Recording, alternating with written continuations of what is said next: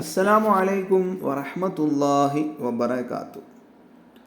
മാളത്തിൽ ഒളിച്ച പാമ്പിനെ സ്വപ്നം കണ്ടാൽ, അതായത് പാമ്പിൻ്റെ പകുതി സ്വപ്നം കണ്ടാൽ, അല്ലേ? മാളത്തിൽ പാമ്പ് കയറിയാൽ ഫുള്ളായിട്ട് കയറാതെ പകുതി എന്തുണ്ടാവും, പുറത്തിട്ടിട്ട് നിൽക്കുന്ന നമ്മളെന്താ പാമ്പിനെ കാണാറുണ്ട്. അല്ലെങ്കിൽ വേറെ ഏതെങ്കിലും ചപ്പു ചവറുകൾക്കിടയിൽ അകത്ത് പോയിട്ട് പകുതി ഭാഗം പുറത്ത് കിടക്കുന്ന പാമ്പിനെ നമ്മൾ കാണും.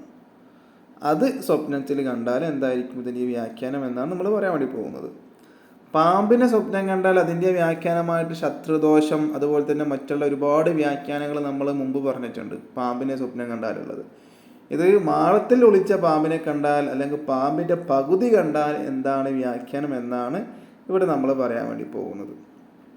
അപ്പോൾ മഹാനായ നാബൽസി എന്നവർ അവിടുത്തെ ഒരു കിതാബിൽ 107 പേജിൽ പറയുകയാണ്. എന്താണ് പറയുന്നത്? ഒരാൾ പാമ്പിൻ്റെ പകുതിയെ സ്വപ്നം കണ്ടാൽ,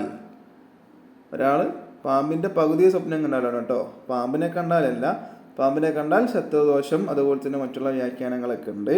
ഇപ്പോൾ പാമ്പിൻ്റെ പകുതിയെ സ്വപ്നം കണ്ടാൽ അതിൻ്റെ വ്യാഖ്യാനം ശത്രുവിൻ്റെ പകുതി ഭാഗം മുറിച്ചു എന്നാണ്. ഇപ്പോൾ എനിക്കൊരു ശത്രു ഉണ്ടെങ്കിൽ ആ ശത്രുവിൻ്റെ നമ്മോടുള്ള ശത്രുവിൻ്റെ വൈരാഗ്യം കുറച്ച് കുറഞ്ഞു, കുറച്ച് ഭാഗം പോയി എന്ന് തന്നെ എന്താക്കാം, പറയാം. അല്ലാഹു അഅലം വറസൂലുഹു.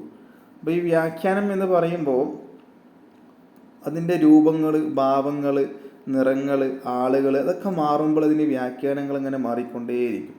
നമ്മൾ പല വിഷയത്തിലും ആണ് കണ്ടാൽ പെണ്ണ് കണ്ടാൽ നമ്മൾ പറഞ്ഞിട്ടുണ്ട്. ആണ് ഇങ്ങനെ കണ്ടാൽ പെണ്ണ് ഇങ്ങനെ കണ്ടാൽ, അപ്പോൾ രണ്ടും അതിൻ്റെ വ്യാഖ്യാനങ്ങൾ ഒരുപാട് മാറ്റങ്ങൾ വരും. അപ്പോൾ വീഡിയോ ഇഷ്ടപ്പെട്ടാൽ ലൈക്ക് ചെയ്യുക, ഷെയർ ചെയ്യുക. ഇതുപോലത്തെ വീഡിയോസിന് വേണ്ടി ചാനൽ സബ്സ്ക്രൈബ് ചെയ്യുക. ഇൻഷാ അല്ലാഹ്. അസ്സലാമു അലൈക്കും വറഹ്മത്തുള്ളാഹി.